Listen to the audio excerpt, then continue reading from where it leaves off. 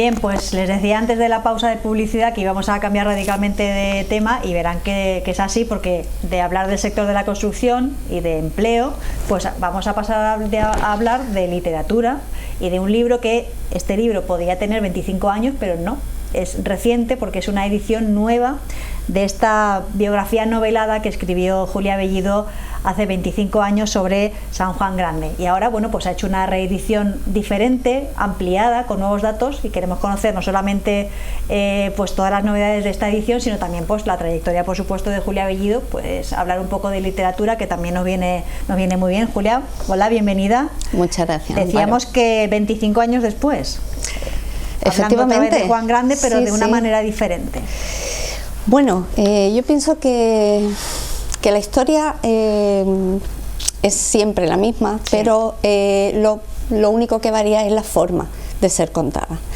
Entonces, este libro que me propusieron hacer hace 25 años, yo cumplo las bodas de plata precisamente en el mundo de la literatura con este libro. Aunque yo llevaba escribiendo hacía años, pero me estrené, digamos, en el mundo de la edición o de la publicación con esta biografía de Juan Grande, ¿no? De este santo tan nuestro, tan jerezano.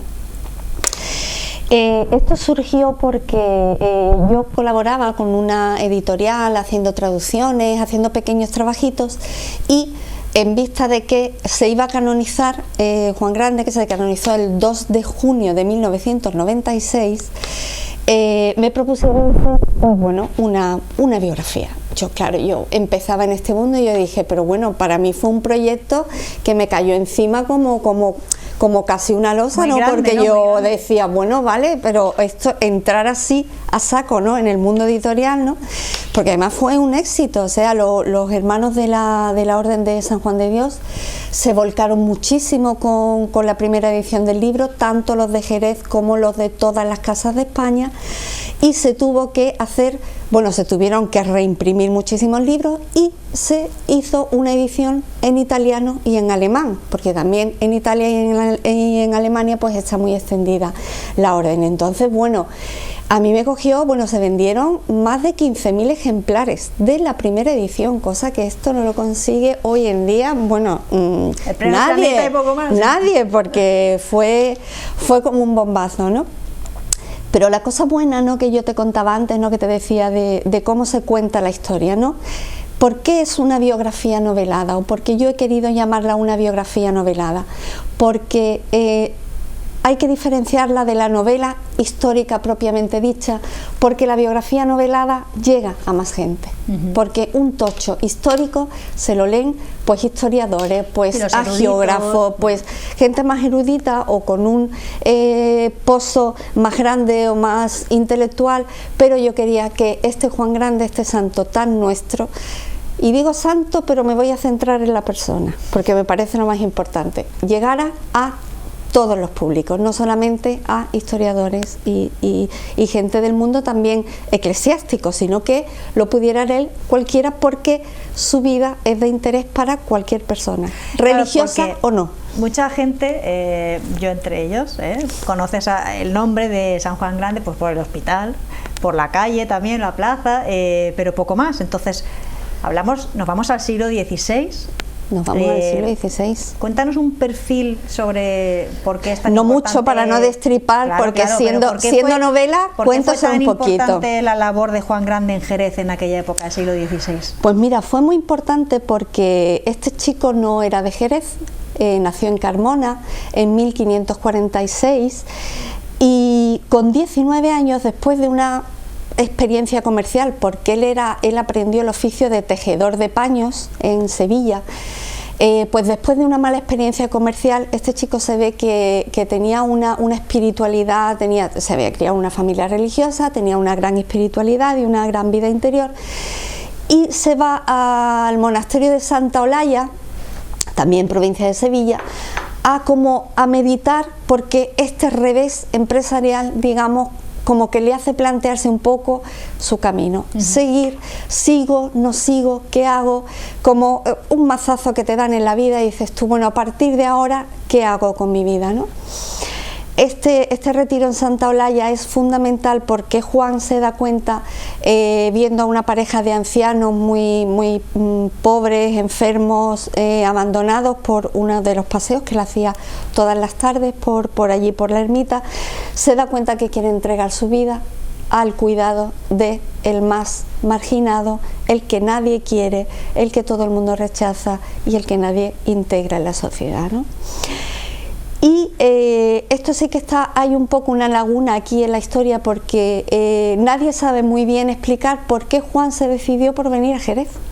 Pero el caso es que viene a Jerez con 19 añitos, justo la edad que tiene mi hijo Ignacio, que me ha servido de modelo para la foto de portada. Para la foto de portada, porque además tiene unos rasgos muy parecidos. ¿Me va a cobrar royalties? Me va a cobrar royalties, sí, me temo que sí. Tiene unos rasgos físicos muy parecidos porque era así rubio con los ojos azules, ¿no? Era porque también hay algún retrato, alguna pintura. Sí, queda algo por ahí, ¿no? Entonces físicamente me venía muy bien, ¿no? Hombre, y después de 25 años, ¿quién me iba a decir a mí que en esta reedición del libro pues iba a aparecer mi hijo mayor, ¿no? Entonces pues contenta por eso, más personal todavía. Bueno, el caso es que llega a Jerez con una idea muy clara en la cabeza, porque este chico era muy tozudo, tenía las ideas clarísimas, tenía también una mente muy empresarial, muy estratégica, o sea, y eso le sirvió muchísimo después, y ahora seguimos contando. Este chico viene a Jerez y dice, bueno, ¿qué hago? ¿Qué es lo primero que puedo hacer?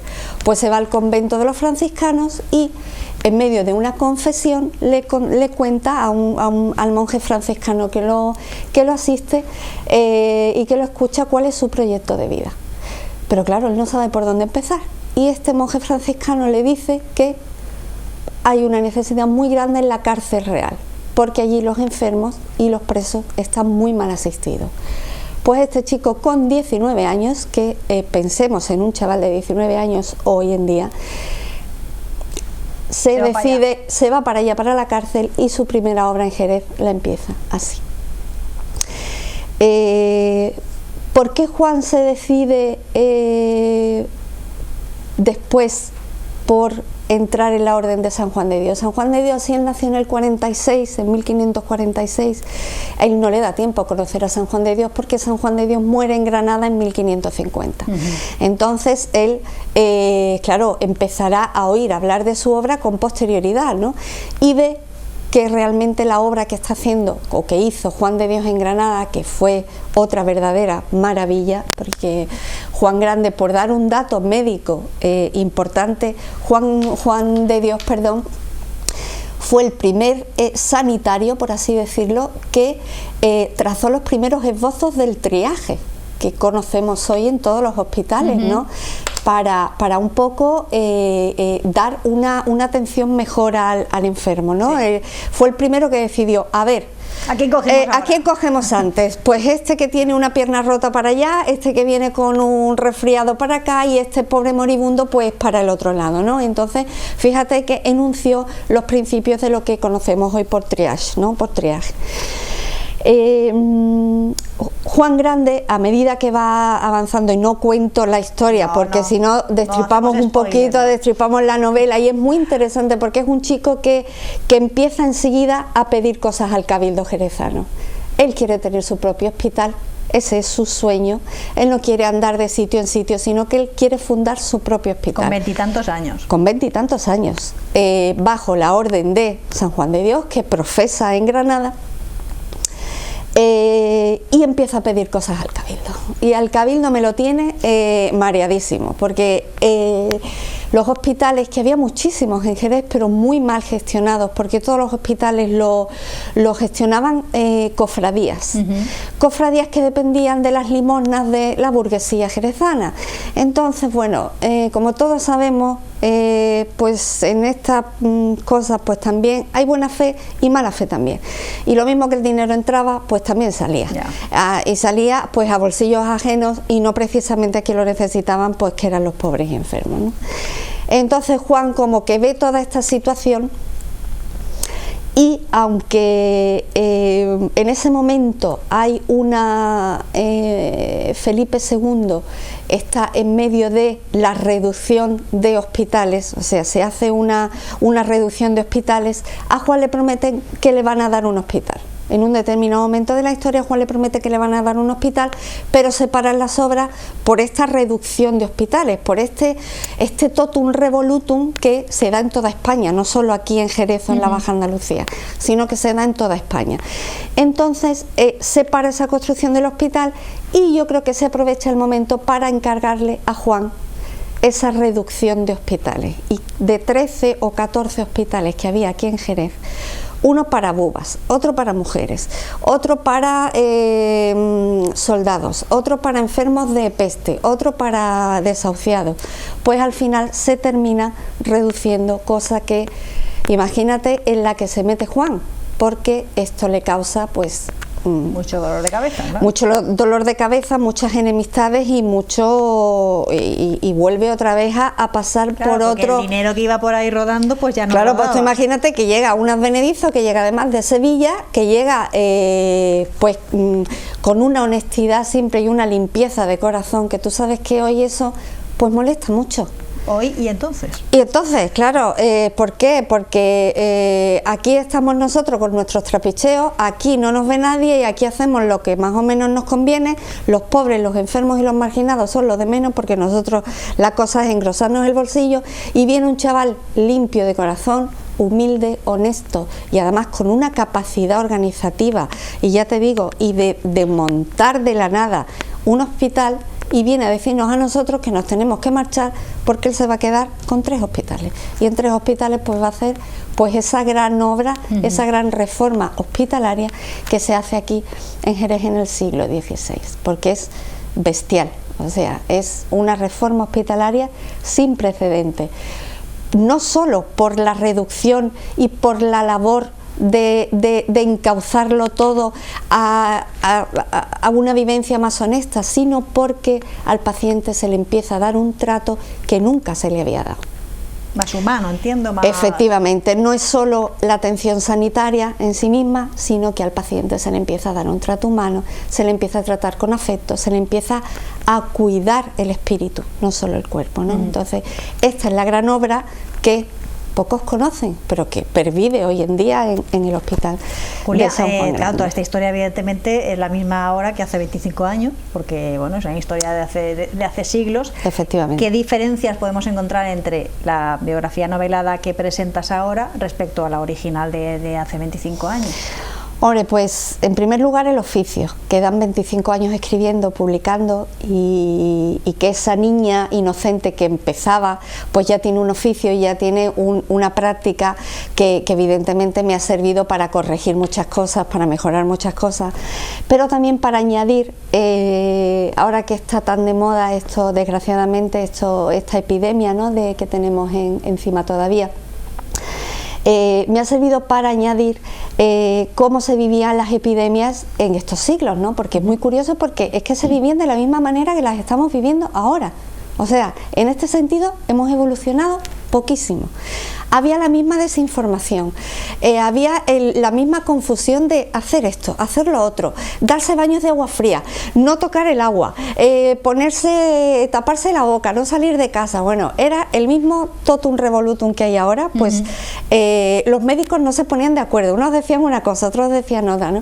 Entonces, muy curioso ver cómo después de tantos siglos que han pasado, seguimos comportándonos de la misma manera cuando viene una catástrofe o cuando viene una cosa que no sabemos manejar, ¿no? Porque el ser humano parece que o que es muy desmemoriado o que olvida la historia, o no lo sé, pero es una cosa... Nos puede servir de referente. Nos puede servir de referente, porque además es una cosa muy curiosa, tiene una parte cómica evidentemente, porque claro, ahora no se nos ocurre, no se nos pasa por la cabeza no ducharnos, no bañarnos, ¿no?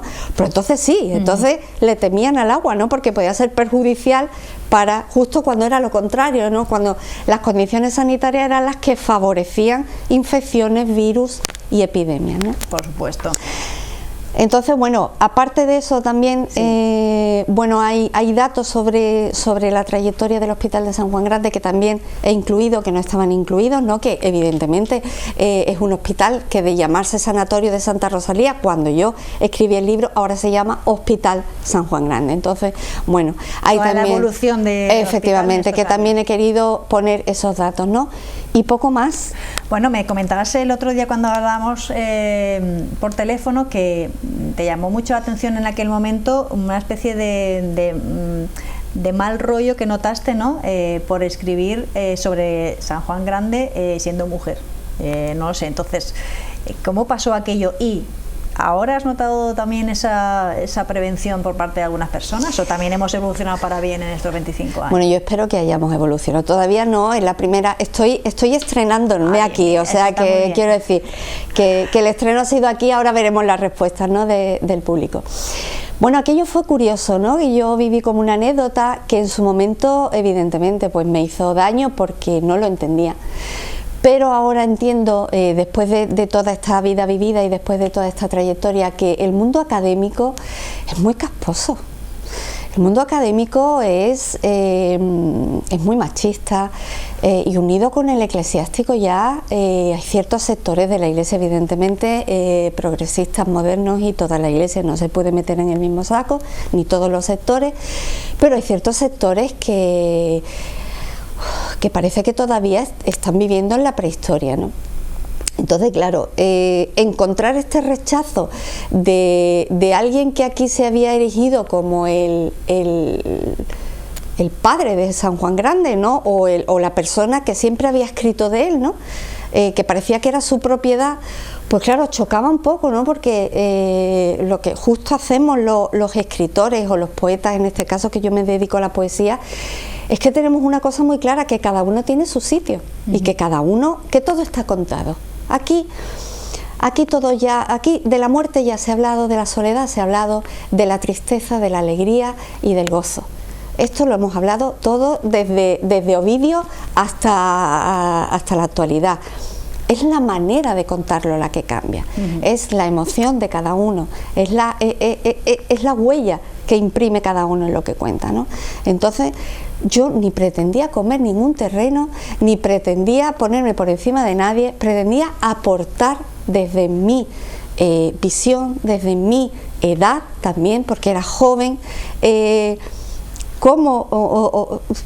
trasladar esa experiencia precisamente al sector más joven, a mi generación, ¿no? Y bueno, chocó porque, bueno, comentarios machistas y de muy mal gusto.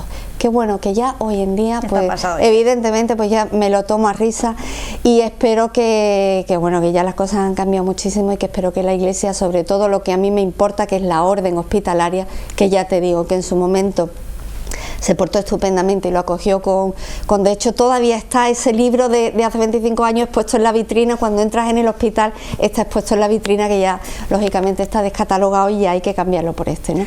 Aparte de esta biografía novelada que ahora pues se reedita, ampliada, Julia Bellido tiene una amplia trayectoria literaria en la poesía especialmente, y yo ahondando en tu figura, Julia, he encontrado algunos adjetivos que te han dedicado: elegante, honda, serena, clásica, diferente, exquisita, personal. Esto sobre tu poesía y sobre ti.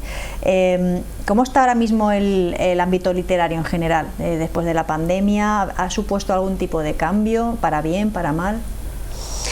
Bueno, aquí hay dos cosas, ¿no? Yo entreveo dos preguntas distintas, ¿no? Te contesto primero a la que creo que... a la primera, ¿no? Hoy hay más escritores que lectores. Hoy cualquiera escribe, cualquiera publica, cualquiera se hace con un libro y a cualquier cosa llaman poesía, literatura y demás. Eso para empezar. Se ha desvirtuado muchísimo, sobre todo la poesía se ha desvirtuado muchísimo y ya no es lo que era hace 20, 30 o 40 años. ¿Qué pasa esto? Porque hay más opciones de que cada uno se pueda autoeditar. Efectivamente, por las redes sociales, porque cualquiera que publica en las redes sociales pues ya tiene una opinión, ya tiene una entidad y ya pues se ve con capacidad como para escribir y publicar.